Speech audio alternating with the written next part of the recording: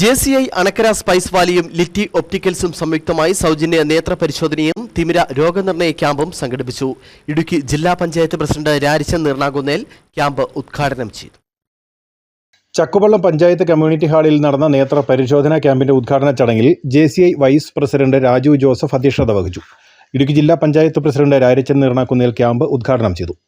നമുക്കറിയാം, നമുക്ക് കണ്ണ് കാണാൻ മേലെങ്കിൽ ഒരു കണ്ണടച്ചിട്ട് മറ്റൊരു കണ്ണ് തുറന്നു നോക്കിയറിയാം മറ്റേ കണ്ണില്ലാത്തതിൻ്റെ അവസ്ഥ. നമുക്ക് കാഴ്ച കുറയുമ്പോൾ ഉണ്ടാകുന്ന ബുദ്ധിമുട്ടുകൾ ഇനിയും നമുക്കറിയാം. പ്രായമുള്ളവർ തൊട്ട് ചെറുപ്പക്കാർ വരെ ഇന്ന് കാഴ്ച കുറവുള്ള ആളുകളുണ്ട്.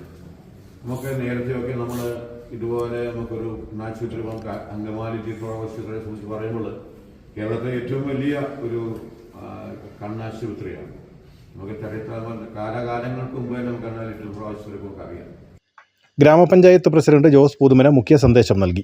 JCI ഭാരവാഹികളായ സാബു വയലിൽ, Reji മടുക്കാവുങ്കൽ, Jiji കൊട്ടുപള്ളി, PM Mathew, Rajan TK, VR Saji തുടങ്ങിയവർ സംസാരിച്ചു. അങ്കമാലി ലിറ്റിൽ ഫ്ലവർ ആശുപത്രിയിലെ ഡോക്ടർമാരുടെ നേതൃത്വത്തിൽ ക്യാമ്പിൽ രോഗികളെ പരിശോധിച്ച് ചികിത്സ നിർണയിച്ചു.